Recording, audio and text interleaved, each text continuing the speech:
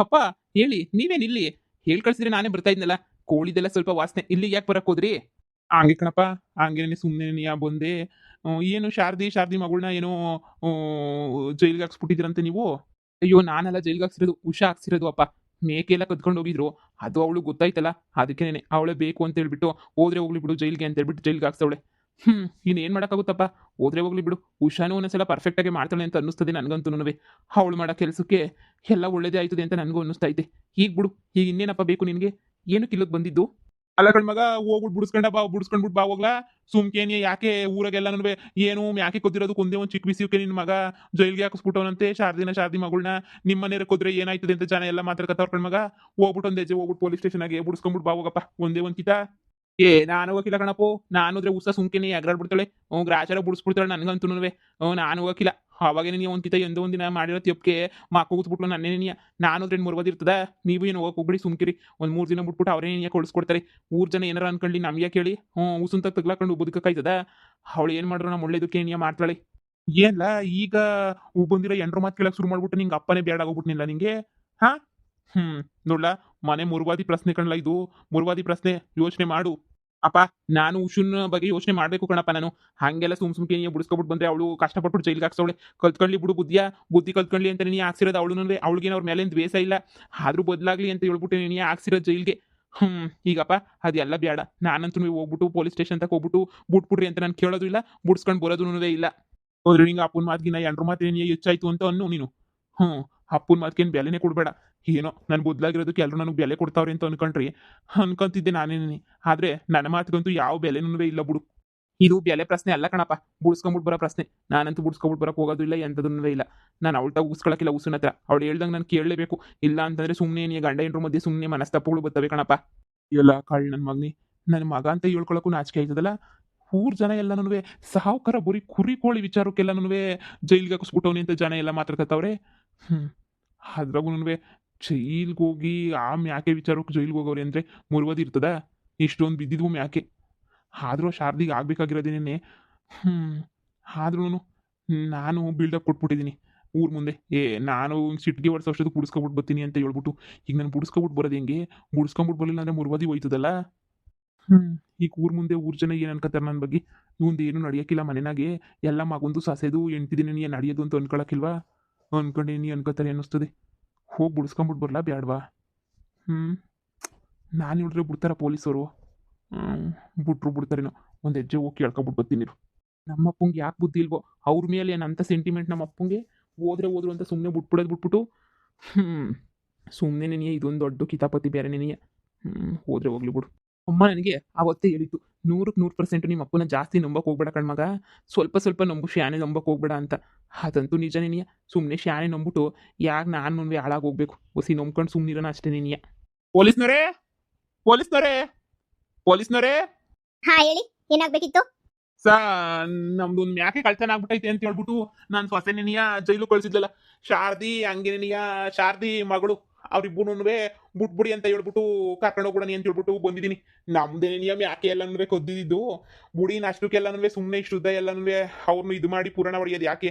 ಆತಾಗೆ ಹೆಂಗೋ ಬಿಟ್ಬಿಟ್ರೆ ಆತಾಗೆ ಕರ್ಕೊಂಡು ಹೋಗ್ಬಿಡ್ತೀನಿ. ಊರಾಗೆಲ್ಲ ಬರೀ ಯಾಕೆ ವಿಚಾರಕ್ಕೆ ನೀಯ ಇಷ್ಟೆಲ್ಲನೂ ಮಾಡ್ಬಿಟ್ಟು ಕಂಪ್ಲೇಂಟ್ ಕೊಟ್ಬಿಟ್ಟವನಂತೆ ಸಾವುಕಾರ ಅಂತ ಊರು ತುಂಬ ಮಾತಾಡ್ತಾವ್ರಿ. ಅದಕ್ಕೆ ನೀ ಹೇಳಿದ್ದು ಬಿಟ್ಬಿಟ್ರೆ ಒಳ್ಳೇದಿನ ಆಯ್ತದೆ. ಓ ಹೌದಾ, ನಿಮ್ ಸೊಸೆನಾ? ನಿಮ್ ಸೊಸೆನು ಏನು ಪರ್ಮನೆಂಟ್ ಆಗಿ ಜೈಲಲ್ಲಿ ಇಟ್ಕೊಳ್ಳಿ ಅಂತ ಏನು ಹೇಳಿಲ್ಲ ಸಾಹೇಬ್ರೆ. ಅವ್ರೇನಂತ ಹೇಳಿದ್ರು ಅಂತ ಹೇಳಿದ್ರೆ ಸುಮ್ಮನೆ ಒಂದು 4 ದಿನ ಇಟ್ಕೊಂಡು ಕಳಿಸಿ ಅಂತ ಹೇಳಿದ್ರು. ಇವತ್ತು ಇನ್ನೂ 2 ದಿನ ಅಲ್ವಾಗಿರೋದು. ನಾಳೆ ನಾಡಿದ್ರೆ ಕಳ್ಸಿಕೊಡ್ತೀನಿ ಬಿಡಿ. ನೋಡಿ, ಸುಮ್ಮನೆ ಹೆಂಗುಸ್ರು ನಮ್ಮನೆ ಹೆಂಗುಸ್ರೇ ಆಗ್ಬೇಕು.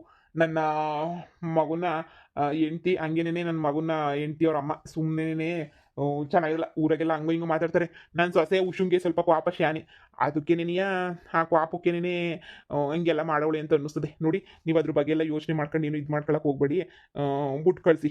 ನನ್ನ ಸೊಸೆಗೆ ನಾನು ಹೇಳ್ಕೊತೀನಿ ಹೋಗ್ಬಿಟ್ಟು ಹಿಂಗೆ ಆಯ್ತು ಕಣವ ಅಂತ ಹೇಳಿದ್ರೆ ಅವರೇನಿಯ ಸುಮ್ ಕಾಯ್ತಾರೆ. ಕರ್ಕೊಂಬಿಟ್ಟು ಬಂದ್ಬಿಡಿ. ಸುಮ್ಮನೆ ಯಾಕೆ? ನೋಡಿ, ನಾವು ಉಷಾ ಮೇಡಮ್ಗೆ ಫೋನ್ ಮಾಡ್ಬಿಟ್ಟು ಒಂದ್ಸಲ ಕೇಳ್ತೀವಿ. ಯಾಕಂದ್ರೆ ಕಂಪ್ಲೇಂಟ್ ಕೊಟ್ಟಿರೋರು ಅವರೇ ತಾನೇ. ಅವರೇ ಇದನ್ನೆಲ್ಲ ಸಾಲ್ವ್ ಮಾಡ್ಕೋಬೇಕು ತಾನೇ. ಅವ್ರಿಗೆ ಒಂದ್ಸಲ ಫೋನ್ ಮಾಡ್ತೀನಿ ರೀ. ಅಯ್ಯೋ ನನ್ನ ಸೊಸೆಗೆ ಫೋನ್ ಹಾಕೋದು ನೀವು? ಹಂಗೆ ಬುಡಿ ಅಂತ ಬುಡಕಿಲ್ಲ ಅಂತ ಹೇಳ್ತಾರ? ಹಂಗೆ ಬುಡಿ ಏನಾಗಕ್ಕಿಲ್ಲ ಬಿಟ್ಬಿಡ್ತಾರೆ. ಕಂಪ್ಲೇಂಟ್ ಯಾರು ಕೊಟ್ರೋ ಅವ್ರು ಮಾತ್ರ ವಾಪಸ್ ತಗೋಬೇಕು ಸರ್. ಅದ್ ಬಿಟ್ಬಿಟ್ಟು ನೀವು ಇವಾಗ ವಾಪಸ್ಸು ತಗೊಂಡು ಹೊರಟೋಗ್ತೀನಿ ಅಂದ್ರೆ ಆಗಲ್ಲ. ಜೊತೆಗೆ ನಿಮ್ಮ ಸೊಸೆನ ಕರ್ಕೊಂಡು ಬನ್ನಿ. ಇಲ್ಲ ಅಂತ ಹೇಳಿದ್ರೆ ನಾವು ಸದ್ಯಕ್ಕೆ ಬಿಡಕ್ಕಂತೂ ಆಗಲ್ಲ. ಸರಿನಾ? ಸರಿ ನೀವೇ ನಮ್ಮ ಸೊಸೆ ಫೋನ್ ಮಾಡ್ಬಿಟ್ಟು ಕೇಳಿ ಒಂದ್ಸಲ ಹಿಂಗ್ ಬಂದವ್ರು ನಿಮ್ಮ ಮಾವ ಬುಟ್ ಕಳಿಸ್ತೀನಿ ಅಂತ. ನನ್ನ ಸೊಸೆ ಯಾವುದೇ ಕಾರಣಕ್ಕೂ ಬೇಡ ಅಂತ ಅನ್ನಕ್ಕಿಲ್ಲ.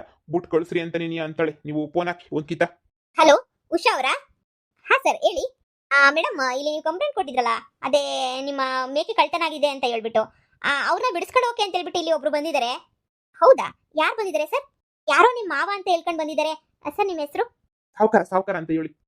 ಸಾವ್ಕಾರ ಅಂತ ಹೇಳ್ಬಿಟ್ಟು ಹೇಳ್ತಾವ್ರೆ. ಹೌದಾ? ಏನಂತ ಹೇಳ್ತಿದ್ದಾರೆ ಸರ್ ಅವರು? ಅದೇನೇನೆ ಬಿಟ್ಬಿಟ್ಟು ಕಳಿಸಿ, ನಮ್ದೇ ಮ್ಯಾಕೆ ಕಳ್ತನ ಆಗಿರೋದು, ಪರವಾಗಿಲ್ಲ ಬಿಟ್ಟು ಕಳಿಸಿ ಅಂತ ಹೇಳ್ಬಿಟ್ಟು ಹೇಳ್ತಾವ್ರೆ. ಅದಕ್ಕೆ ನಿಮಗೆ ಫೋನ್ ಹಾಕಿದ್ದು. ಮೇಡಮ್, ನೀವೇ ತಾನೇ ಕಂಪ್ಲೇಂಟ್ ಕೊಟ್ಟಿರೋದು, ಏನು ಮಾಡೋದು, ಬಿಟ್ಟು ಕಳ್ಸೋದಾ ಇಲ್ಲ ಏನು ಮಾಡೋದು ಅಂತ, ಅದಕ್ಕೆ ನಿಮಗೆ ಫೋನ್ ಹಾಕಿದ್ದು ನಾನು. ಸರ್, ನಾನು ಏನು ಸರ್ ಹೇಳಿದ್ದು ನಿಮಗೆ? 4 ಡೇಸ್ ತನಕ ಅವ್ರನ್ನ ಬಿಡಬೇಡಿ, ಒಳಗಡೆನೆ ಇಟ್ಕೊಳ್ಳಿ ಅಂತ ಹೇಳಿದ್ನಲ್ಲ ಸರ್. ಕಂಪ್ಲೇಂಟ್ ಕೊಟ್ಟರೆ ನಾನು, ನಮ್ಮ ಮಾವ ಅಲ್ಲ. ಅವರು ಬುದ್ಧಿ ಕಲಿಸ್ಬೇಕು ಅಂದ್ರೆ ಇಷ್ಟು ಬೇಗ ಹೊರಗಡೆ ಕರ್ಕೊಂಡು ಬಂದ್ರೆ ಅವ್ರು ಬುದ್ಧಿ ಕಲಿಯಲ್ಲ ಸರ್.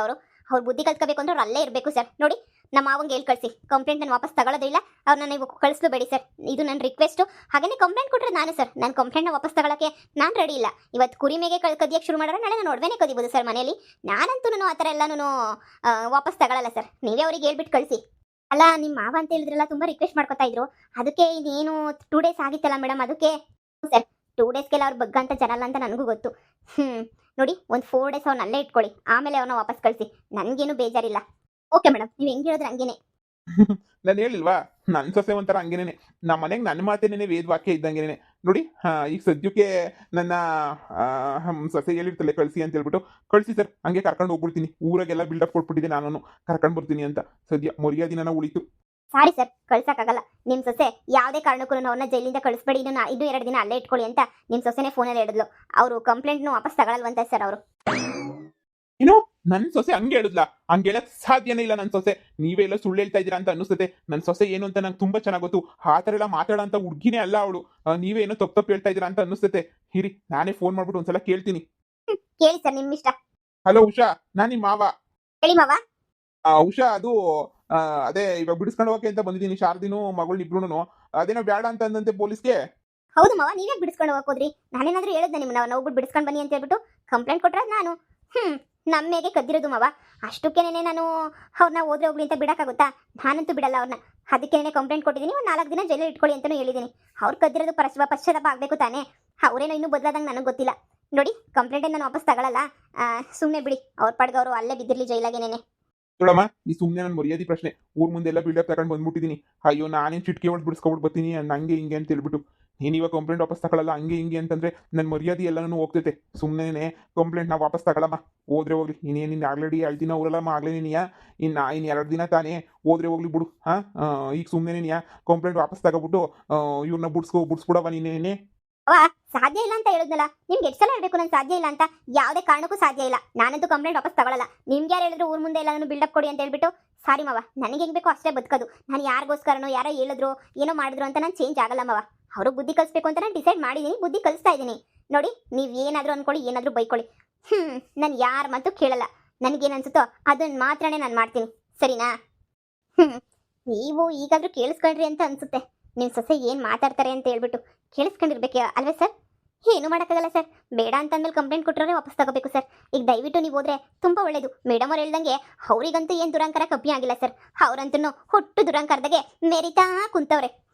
ಅಂತ್ಯಾಕ್ಷರಿ ಆಡ್ತಾವ್ರೆ. ನೀವೇ ಯೋಚನೆ ಮಾಡಬೇಡಿ. ಅಂತ್ಯಾಕ್ಷರಿ ಆಡ್ಕೊಂಡು ಡ್ಯಾನ್ಸ್ ಮಾಡ್ಕೊಂಡು ಅವ್ರು ಹ್ಯಾಪಿ ಆಗಿದ್ದಾರೆ ಸರ್. ಇಲ್ಲಿ ನೀವು ಹೋಗಿ ದಯವಿಟ್ಟು. ಇದೇನಿದು, ಇವಳು ನನಗೆ ಮರ್ಯಾದೆನೇ ಕೊಡ್ತಾ ಇಲ್ವಲ್ಲ? ನಾನೇನು ಮನೆ ಯಜಮಾನನ ಬೆಲೆನೇ ಇಲ್ವಾ? ಇಲ್ಲ, ನನ್ನ ಹೆಸರಿನಾಗ ಆಸ್ತಿ ಇಲ್ಲ ಅಂತ ಹೇಳ್ಬಿಟ್ಟು ಇಷ್ಟೆಲ್ಲ ಏನಾದ್ರೂ ಮಾಡ್ತಾವಳೆ ಅಂತನಾ? ಛೇ, ನಾನು ಹೇಳ್ತಾ ಇದ್ದೀನಿ ಅಂದ್ರೂ ಬಿಡ್ಸಕ್ಕೆ ಇದು ಮಾಡಲಿಲ್ವಲ್ಲ. ಮಗನು ಅವಳ ಕಡೆನೇ ಸಪೋರ್ಟ್ ಮಾಡ್ತಾನೆ.